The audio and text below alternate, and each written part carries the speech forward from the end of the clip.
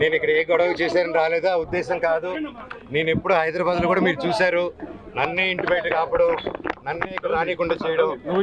నేను అడిగేలా ఒకటే, ఇష్యూ ఏంటో నాకు అర్థం కావట్లేదు. నా గురించి బ్యాడ్ మాట్లాడినారు, బ్యాడ్ చేస్తారు, అంతా ఓకే అండి. నేను నా ఇంటికి వెళ్తానంటే ఇల్లు ట్రస్ట్ అంటే అది కోర్టులో ఉంది. కోర్టు డిసైడ్ చేయను, ఆనరబుల్ కోర్టు డిసైడ్ చేసినట్టు మనం ఫాలో అవుదాము. కాకపోతే నేను ఎస్ఐ గారిని, సిఐ గారిని అందరినీ రెస్పెక్ట్ చేస్తాను, అందరిని గౌరవిస్తాను. డిఎస్పీ గారితో కూడా మాట్లాడాను, మేము వెళ్ళిపోతాము. కాకపోతే ఎందువల్ల ఆపుతున్నారో అర్థం చేసుకున్నాను. ఇప్పుడు నేను తాత నాన్నమ్మ సమాధికి వెళ్దాం అనుకుంటున్నాను. అండ్ అదొకటే దండం పెట్టుకుని వెళ్ళిపోతే పండగ పూట పెద్దల పండగ, అది దండం పెట్టుకుని వెళ్ళాలని. అండ్ అంటే ఇక్కడ ఏమైపోయిందంటే అండి, చాలా చిన్నపిల్లల బిహేవియర్ స్టార్ట్ అయిపోయింది.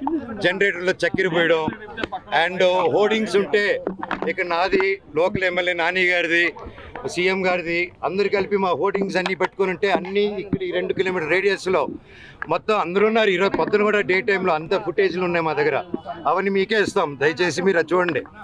అంటే హోర్డింగ్లు కూడా తీసే ఎందుకు అంత లెవెల్? నేను తమ్ముడినే కదా, నేను కూర్చొని మాట్లాడదాం అంటున్నాను. నేను తప్పు చేస్తే కూర్చొని పెద్దల ముందు కూర్చొని పెట్టి మాట్లాడినాను, మాట్లాడేదానికి లేదు.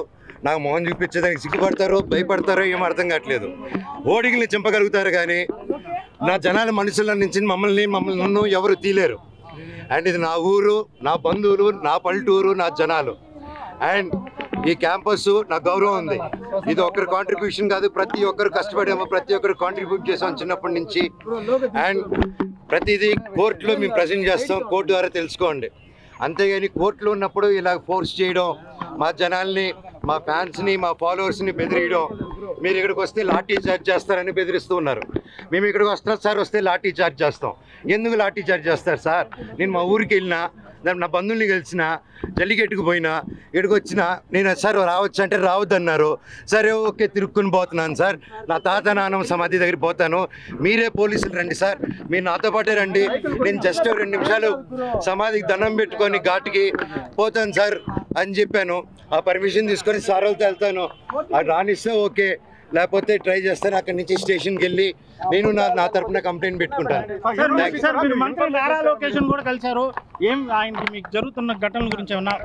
లేదండి, మేము ఏదో పర్సనల్గా కలుసుకున్నాం కానీ వేరే ఏం లేదండి. లాయర్ తరఫున ఇన్ఫర్మేషన్ అదేం లేదు సార్. నేను అటు లేను సార్. నేను లాయర్ని పెట్టి ఇది చేద్దాం, వీడిని హోర్డింగ్ని నింపుదాం, వీడు పడుకొని ఇంట్లో పిల్లలు ఉండగా చక్కెర పోద్దాం, ఇవన్నీ నేను చేయను సార్. మీకు తెలుసు కదా, లోకల్లో కదా మీరంతా, ఈ లోకల్లో తెలుసు కదా నా గురించి. మీకు నా గురించి అడిగి చూడండి సార్, ఊళ్ళో సరదాగా కెమెరాలు ఎత్తుకొని వీడేంది, వీడి కథ ఏందని అడగలిపి మీకే అర్థమైపోతుంది అంతా. నేను కేవలం నేను అడిగిందల్లా ఒకటే, ఇక్కడ జనాలు, హాస్టల్ పిల్లకాయలు అండ్ ఆ తర్వాత బయట చదివే హాస్టల్స్ దగ్గర కూడా క్యాష్ డిమాండ్ చేద్దాం.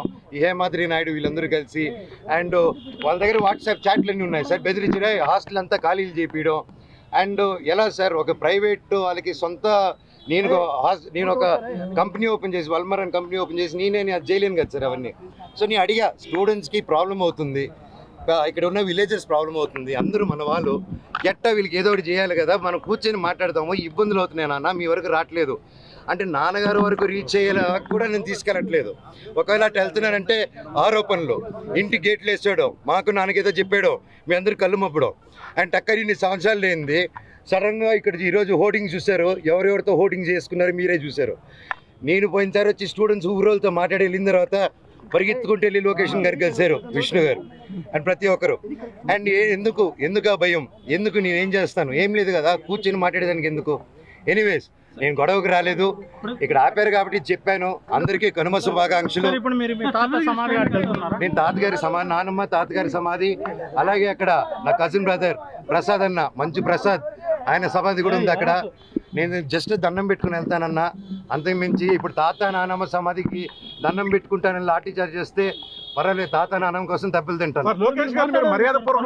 వేరే ఏం లేదండి, నేను ఎప్పుడు వచ్చినా వెళ్తాను. మా ఊరు నారవరపల్లి కూడా, అక్కడికి వెళ్ళిన నా బంధువులు నేను కలుసుకుని వచ్చినాను. వాళ్ళని ఈ ఇష్యూలో నేను ఇన్వాల్వ్ చేయలేదు. నేను లోకేష్ గారిని కూడా, ఎవరిని గారిని కూడా సార్ నాకు ఇలా చేయండి, నాకు ఇబ్బంది పెడుతుంది, నేను ఎవరిని అడగలేదు. ఎందుకంటే ఇది నాది, నా ఒక్కడిది నేను డీల్ చేసుకుంటాను. సార్ తాత నాన్న పర్మిషన్ మీరు తీసుకొని వెళ్తారా మీ తాత ఇప్పుడు ఇక్కడికి మీరు మీ ఇంట్లో వెళ్ళేదానికి అడ్డుకున్నారు. అదొక ఇల్లు అంటే ఆయన ఉన్నారు, నాన్నగారు ఉండి రావద్దన్నారు కాబట్టి ఓకే. ఇప్పుడు తాత నాన్న సమాధికి ఇప్పుడు ఎట్టది మీరే చెప్పండి, న్యాయమా న్యాయం అది వెళ్ళకూడదు. నాకు కోర్టు ఆర్డర్ రాలేదన్న, సర్టిఫికేట్ రాలేదు. ఇప్పుడు నాకు ఆయన జిరాక్స్ కాపీ ఇస్తే తప్ప అది వచ్చింది. నాకు first of all xerox copy ఆయనకి ఎవరు ఇచ్చారో తెలియాలి కదా. నేను స్టేషన్కి వెళ్ళి అదే అడుగుతాను. సర్టిఫికేట్ అది జిరాక్స్ కాపీ నాకు కోర్టు ఇచ్చింది, అలా బయట ఇవ్వకూడదు. ఆయన చేతికి ఎవరో లోపల నుంచి ఇచ్చి ఉంటారు కదా. నేను అప్పుడు సార్ని అడుగుతాను, సార్ ఆ పేరు ఇవ్వండి, నేను ఫైల్ ద కంప్లైంట్. సో ఇప్పుడు నేను తాత నాన్నమ్మ సమాధి దగ్గరికి వెళ్తున్నాను. దండం పెట్టుకొని నేరుగా చంద్రగిరి స్టేషన్ కానీ ఎస్పీ గారి దగ్గరికి కానీ ఎవరు పర్మిషన్ ఇస్తే అపాయింట్మెంట్ ఇస్తే అడిగి కలిసి అఫీషియల్గా లాంచ్ చేసుకొని బయలుదేరుతాను.